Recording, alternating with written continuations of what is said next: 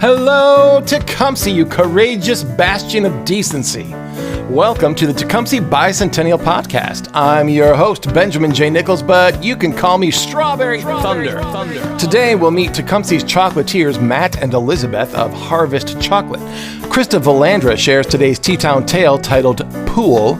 We'll also meet Sluper Girl from Slooptopia, land of the Decibels, in the short adventure Sluper Girl vs. Decibel Dynamo. Our voice actors today are Ben Nichols, Emily Nichols, and special guest Amy Sloop. It is a good day for a good day, so let's get on with the show.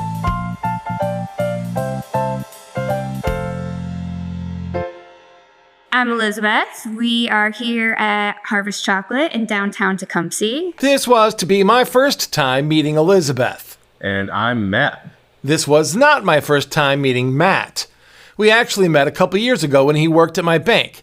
To my shame, I did not recognize him at first, although he knew me. He even remembered the nickname the bank employees gave me, and I am ashamed. Matt was gracious, though, and as the three of us talked, I did remember him. We share an appreciation for the ridiculous and comedic. We make chocolate from bean to bar, so we source cocoa beans from different parts of the world, and we make chocolate completely from scratch. So we're not just melting chocolate down in a bowl and making products with it, we're actually making the chocolate. So chocolate can taste different based on where chocolate grows, how it's harvested, how we roast it, how we grind it, and that's really what we like to highlight with our chocolate. And the other side of that is highlighting where the chocolate comes from and also any ingredients that we can get here locally as well. I'm supporting the farmers here in Tecumseh, as it's a long-standing farming community, as well as the farmers who grow our chocolate. We like to find local ingredients that we think just taste really good with chocolate whenever we can. So in the summer, we get cherries from Traverse City, strawberries, and dry them. We try to incorporate that as much as we can. As Elizabeth listed some of the special ingredients they use, I could not help but wonder what ingredients they might have used that might be considered a bit unusual, maybe even, dare I say, weird. We try to keep it pretty not weird. Because if it's too weird, then people aren't going to eat it. Yeah, we want it to be approachable, and we want it to be for everyone. And we want people to say, oh my gosh, I want that right now.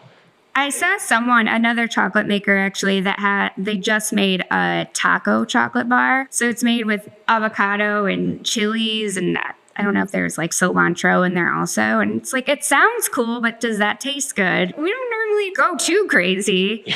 We call it the yum yum factor. You need that thing that's just delicious in it that makes people really want it and excited. Makes you take a bite and go, that's good, rather than, ooh, what am I tasting? What is that? I don't know about that. Yeah. I guess I'm thinking right now, probably the weirdest one is Urfa chili. That's what I was going to say. Yeah. It's a chili from Turkey, and it is dried in the sun. So it gets really kind of like raisiny and sweet, but it still has some like really warming spice to it. And so we did that in a chocolate bar with cashew butter and cinnamon. Mm-hmm. So it was just this like nutty, warmy, fruity, spicy, thick, Had a little bit of everything going on. I think what made it unique was people really aren't familiar with Urfa chilies. So they kind of looked at it and they're like, what's Urfa? What's that mean? So how do a couple of chocolatiers in Tecumseh, Michigan identify a chili from Turkey as an ingredient with which to experiment? I mean, I didn't even know that Turkey had chilies. It turns out Matt and Elizabeth had lives before they opened Harvest Chocolate. Who knew? I know, it's crazy. Banking history aside, it surprised me too. So before we got into chocolate and before I was in banking, we were chefs. So Elizabeth and I both have culinary degrees. She was on the pastry side. I was on the savory side. In the restaurants we were working at, Urfa chili was pretty common and has always been a favorite of mine. But it's for certain people. So certain people love it. And if you don't like spice, then it's probably not for you. And that's fine. We knew that going into it. But now, this next question is going to seem silly to some of you. After all, chocolate has brought so much joy into the lives of so many trick-or-treaters, and it's brought comfort to those oppressed by sadness and For those fans of a certain bespectacled wizard, it has brought relief to anyone who's ever had a brush with one of the jailers of Azkaban. However, it was on my list, so foolish or not, the question must be asked. Why pick chocolate for... It's hard to say seriously, okay. Why pick chocolate for a career? Really, Elizabeth was the one who brought chocolate to us, so that's why I always kind of... Well, I think our background in general brought it to us. Food's always been in our background. We were chefs, like we had mentioned. We worked in fine dining before this, so we really learned a lot of techniques with baking and cooking and how to use local ingredients, fresh ingredients, how to manipulate that. And so we worked all over the country, and we actually met in New York City, and we helped open a restaurant in Napa, California, and eventually brought Matt back to Michigan. Michigan's where I'm from. Matt's actually from New York. And started, Western New York. Yeah. Not New York City. But we started learning about chocolate. I actually worked for another chocolate maker for a couple of years. And the part I really love about chocolate is that it's an agricultural product. It starts growing on a tree in beautiful places around the world. And that to me is a really special part about chocolate, is telling everyone about where it comes from. It's not just candy that a lot of other chocolate might be.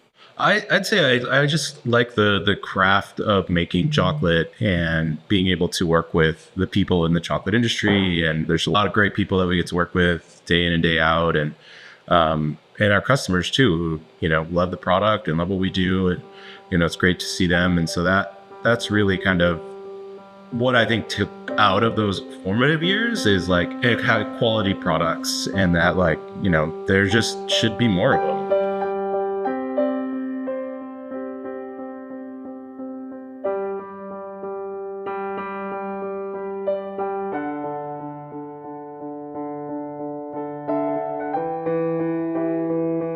Today's Teatown Tale is from Krista Velandra, and it is titled Pool.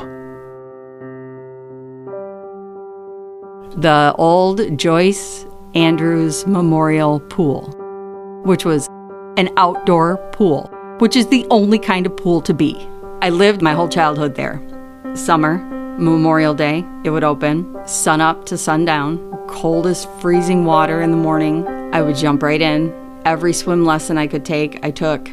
Lifeguarding, I could take it, I took it. I was there every session. I think there were 3 sessions a day. I could probably remember the hours of each session if I really thought about it. Season passes, riding my bike up there fast and furious to get there to be first in line, to be the first in the pool, staying as long as I could to be the last one out. When they closed down the Joyce Andrews Memorial Pool, I literally cried for days and days because it was such an important part of my childhood. And the giant drain at the bottom of the pool was scary, and we would swim down there and scare ourselves. And there was a diving board. I learned how to dive. I learned how to survive an hour in the water in the middle, not being able to grab sides or anything and having to tread water. And we had to wear extra clothing. And so in lifeguarding, we had to feel what it was like to be stranded out in the water as best we could. And so we had to wear extra clothes as if we had fallen into the water. And then we had to calmly, over the course of the hour, stay afloat without exerting or exhausting ourselves, which is what typically leads to drowning. So we would learn all these techniques about treading water, and then we would have to take off pieces of clothing. And that you can blow up pieces of clothing and use them as flotation devices. It's temporary, it doesn't last. The air obviously comes out. All of our clothing is porous, and so everything goes out of it eventually, but for a temporary fix, you can do that. So I learned how to do that, and trying to explain how to do that to people, or to explain it to people. How to do that, they think you're absolutely wackadoodle, but it's true. I just learned so much there, and I met so many people there, and friends that I made that became childhood friends, that became adult friends, and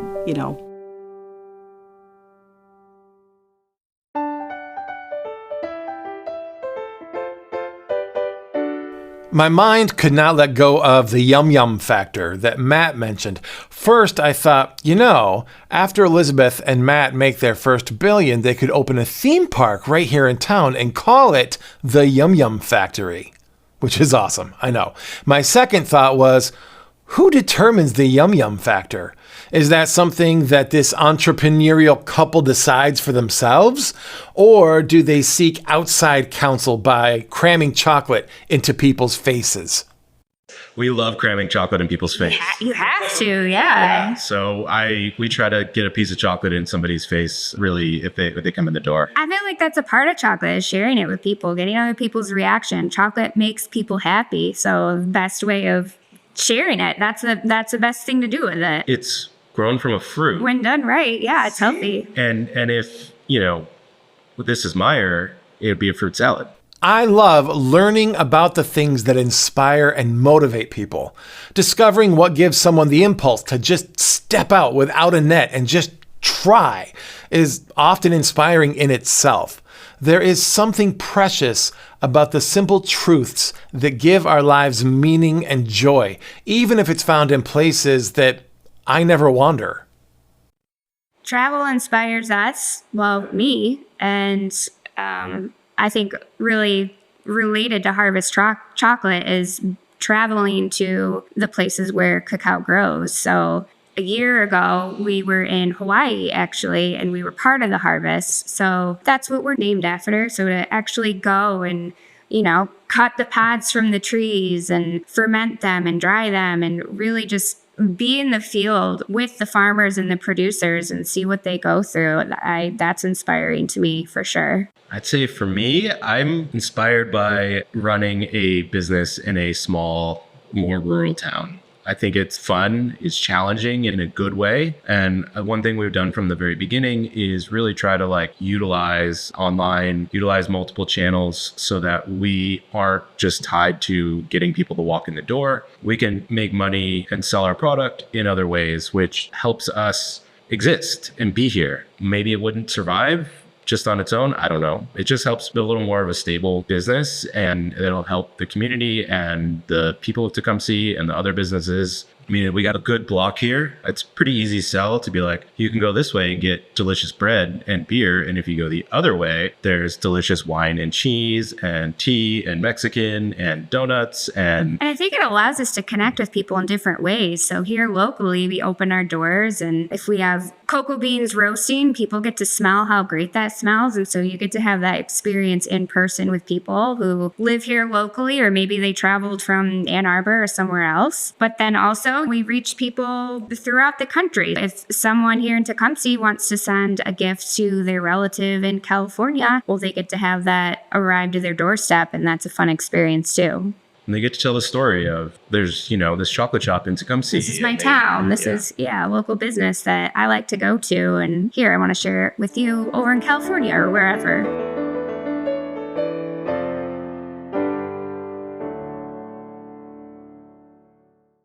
You're a liar. Liar, liar, pants on fire. All right, you crazy kids, it's time for that super swell game, 2 truths and a lie. You're given 3 facts, 2 of them are true, 1 of them is lie. Spot the lie, vote online. We'll let you know what the answer is tomorrow. What is the truth? You can't handle the truth. Everybody cheer. It's time to play 2 truths and a lie. Tell me the truth. We once were part of the team that made dinner and dessert for Barack Obama. And I once cooked for Elton John. And the building where Harvest Chocolate is currently located has been a chocolate or ice cream business for the last 40 years. Well, Tecumseh, which one is the lie? Is it Elizabeth and Matt helping make dinner for Barack Obama? Is it Matt cooking for Elton John? Or is it the 40-year history of the building? Let us know in the polls. You can vote on Spotify or at sdgcreative.net/TB podcast. That's TB for Tecumseh Bicentennial. And click the Harvest Chocolate link.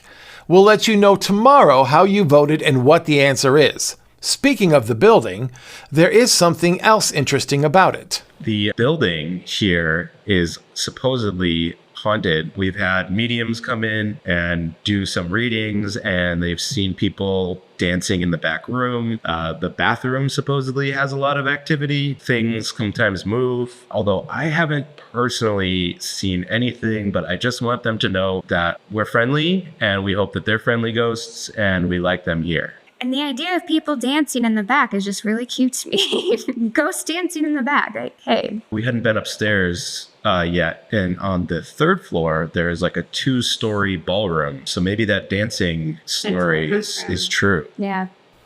Okay, so I honestly love the responses that Matt and Elizabeth gave when I asked them what their hopes are for the future with Harvest Chocolate. They received no coaching and managed to articulate some of the best qualities, not just of their own perspectives and attitudes, but of Tecumseh as well. But I also have to confess I was a little disappointed to not hear chocolate theme park or Yum Yum Factory in my future. But you know what? I am relentlessly optimistic. Having a sustainable business that supports our life and having, a good quality of life here in Tecumseh and having a place that people at Tecumseh enjoy and like to spend time at. There's a lot of great businesses that exist down here, and it's just exciting to be able to be a part of that, to be contributing to something cool in downtown Tecumseh. That's a great feeling. Feels like we're just kind of caretakers, as we're talking to the bicentennials here, and it just feels like we're just here for a little while with this building and this space and this city, and hopefully we can leave it a little better than we got it.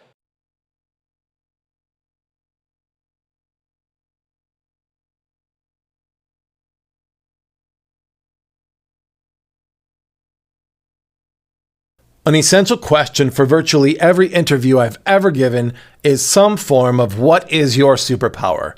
The couple did not disappoint, although they were supposed to be pretend superpowers, not real ones.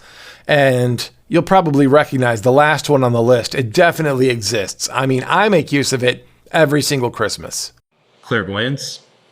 I mean, yeah, if we could just, totally understand what everybody wants and needs and just, we could just do that, that would be easy. I also think superhuman strength would be great. I didn't know that getting into chocolate making is basically just really lifting heavy things a lot. It weighs so maybe a lot. Flying would be cool, because then you could have those heavy bags and fly with it also. And then understand what everybody's thinking while I'm flying. And two, just you start getting older and you can only eat so much chocolate. But if that superpower of just being able to eat an unlimited amount of chocolate, that would be... So as we chatted, the discussion turned to fun facts about Tecumseh. Facts is a hard word to say, because if you just say facts, it sounds like facts, like F-A-X, like facsimile, like I'm going to fax you a picture of a horse. And I don't want a picture of a horse, I want a fact, but I want plural facts. Facts. As we chatted, the discussion turned to fun facts about Tecumseh. I told them that they could not use Don Juan because that's already been taken a few times over. And if you don't know what that means, then boy, do I have a treat for you, because on July 21st at 3 p.m. at the TCA, the WTCA radio show, live on stage, will in fact give you several details about Don Juan. So anyway, I'm not saying that we explored interesting facts about Tecumseh on Matt's phone, because that would be cheating. I'm also not saying that we did not, because we totally did, but I wouldn't say so don't ask. So, Matt, do you know any fun facts about Tecumseh? So, fun fact about Tecumseh that I happen to know in my brain with all of the other random pieces of information is that when Tecumseh became a city in 1824, it was actually 10 years before Michigan became a state. As we're preparing to celebrate 200 years of a community this July 18th through the 21st, it's important to look ahead as well as behind. What hopes do Tecumseh's chocolatiers have for the future of our fair city? My hope is that local businesses can continue to be celebrated. Shopping locally is a big deal, and I think a lot of people are bringing great talents to their businesses, and it's really exciting to see. So I hope that can just continue to evolve and grow and be exciting. So my hope for the future of Tecumseh is that we can figure out how to build a chocolate river. Yes! I don't know how. Build the Yum Yum Factory! There's some engineering complexities there. Which will be handled by the engineers of the Yum Yum Factory. Also, safety of the children will have to be number one priority. We can't have anyone falling in. Oh, my heart is full. I mean, Chocolate River basically screams Yum Yum Factory Chocolate Theme Park, right? Right? Yeah, I agree. You're very smart. So, Tecumseh, as you think about the people 100 years from now preparing to celebrate their own milestone anniversary, what message or thought or advice would you share with them? Let us know in the comments. I asked the same question of Elizabeth and Matt. Keep it going. Maybe in another few hundred years, it'll be like a European town, you know, where like, oh, this thing's 1,000 years old and this building's been here this whole time.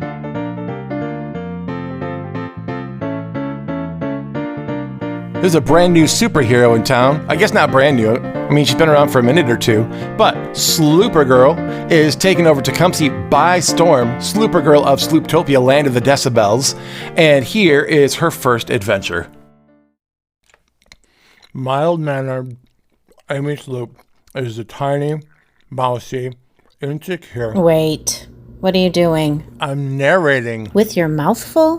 What are you eating? falafel from Peter Delight. It's so good. You know what? No. Put the falafel down and do it right. Mild-mannered Amy Sloop is the tiny, mousy, insecure director of the Tecumseh Center for the Arts. What's so funny? Well, you obviously got the wrong script. Whoever wrote that trash has never met Amy Sloop. She may be small in stature, but she makes up for it in presence. There is nothing mousy or insecure about her. Plus, she has a secret. All right, I'll bite. And not just because I'm hungry. What secret? She's Sluper Girl. Nope, I don't believe you. Yep. You're trying to tell me that Amy Sloop of the TCA is Sluper Girl of Slooptopia, land of the Decibels. That's right.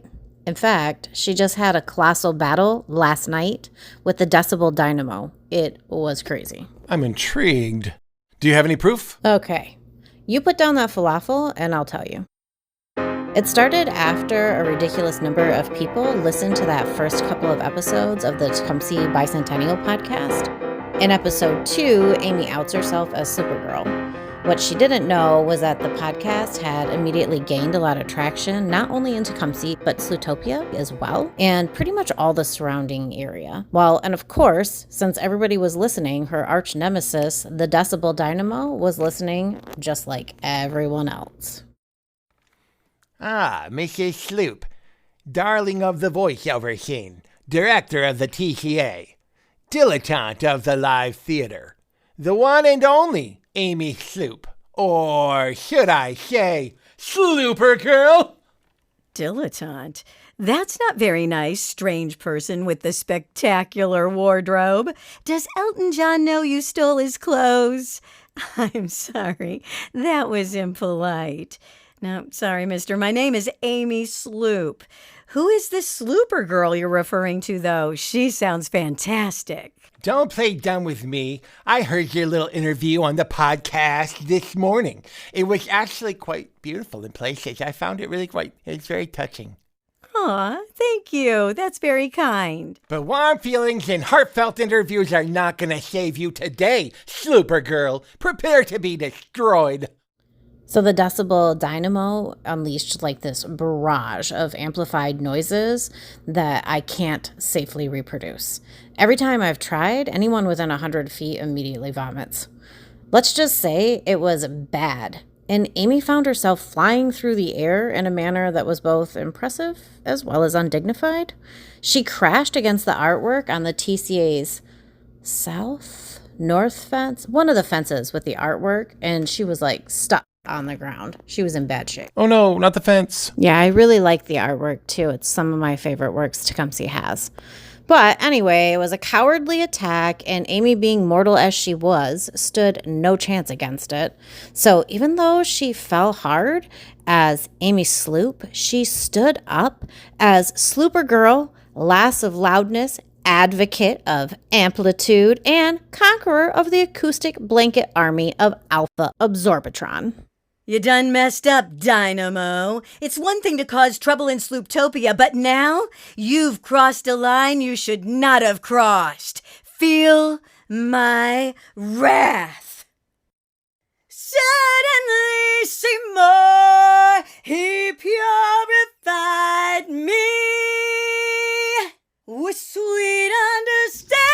Sluper Girl let loose a chorus of Suddenly Seymour that brought out the Dynamo to his knees. Not so easily vanquished, though. The Decibel Dynamo hit Sluper Girl with a low blow. It was tacky. The TCA stands for the Civic Auditorium. Stop. It's too much. I'm sorry, I just can't. I'm sorry. But did you think that would hurt me? I know it's an uphill battle, but it doesn't matter because whatever it's called, as long as I'm here, the Tecumseh Center for the Arts will always be a bastion for excellent performing arts and really cool stuff. You can't stop a freight train by calling it Hot Wheels, Dynamo. And you can't stop the TCA from flourishing by calling it the wrong name. But since you want to play mind games, prepare to cry. So then Sluper Girl used her karaoke weapon, the Sluper Sing-Along. Wait, What? what is the Sluper sing-along? Oh, it's really great. It's like karaoke, but on roids. Sluper Girl uses it to trigger all the feel-good vibes you can get from singing along with a bunch of other people, and it makes her enemies not want to fight anymore. Wow, that's actually a pretty solid superpower. I mean, if it works. Hey, are you going to let me finish or what? You telling the story now or am I? Sorry to slow you down. Please continue. The Decibel Dynamo did his best to resist the power of the Sluper sing-along, but found its resistance crumbling. What are you doing here? Why do I feel like I should be singing along? What's going on? What is it you're doing to me, Sluper Girl? Stop it. Stop it. I don't like it. Stop. Why are you doing this? It's like, I don't want to sing along. I don't want to sing along. What is this catchy tune? And why am I getting visions of raisins dancing together? It's amazing. I'm not going to sing along. It kind of hurts, but like awesomely. You know what I'm saying? Yeah. I'm going to stay strong because my mom says I'm really strong, so I'm going to be really strong. Then Sluper Girl unleashed her final attack. Elvis. A little less conversation, Elvis a little more action. I'm not allowed to sing that. The Decibel Dynamo was helpless. No one in can me. resist the king. A little more bite, a little less bark, a little less fight, and a little more spark. Shut your mouth and open up your heart, and baby, satisfy me. Satisfy me. Thank you very much. What just came over me? What just happened? That's not okay. What did you do? This is witchcraft. I know. It's just you're so loud. Yes, well, it is my superpower. But I want to be loud. Aw, hey, stop that now. You are loud. It's just that when you're loud, it hurts people because you're really bad. I know. Shoo. Stop all this carrying on, okay? Just stop being horrible and go home. Okay. Okay. Thank you, Sluper Girl. I take back most of the mean things that I say about you in Slooptopia. That's a good start, Dynamo. I'm proud of you. But it really will always be the Civic Auditorium. Oh, shush. Eventually, people will embrace the name change, and everyone will be proud to invite their friends to the Tecumseh Center for the Arts for excellent entertainment. For instance, the WTCA radio show that will be live on stage on July 21st at 3 p.m. But you, Dynamo, will not be invited because you don't know how to behave in polite society. Now go home before I have you arrested for disturbing the peace and assault with malicious intent to do harm. But I'm sorry. I know you're sorry, and someday maybe you'll apologize. And so another day is saved, another villain is conquered, and Sluper Girl enters the TCA as dynamic director and fearless leader of the arts, Amy Sloop, director of the TCA. So that's it then? That's a no on the proof? Shut up and finish your falafel. Well, Tecumseh, You are lovely, and that is going to do it for today. I hope you had a good time. Let me know. Tell us in the comments. Was it a good time? I feel like it was a good time. And remember, the best way to tell everybody that you love them is to share this podcast with them. So until tomorrow, this is Benjamin J Nichols or Strawberry Thunder. And we'll talk tomorrow. Okay.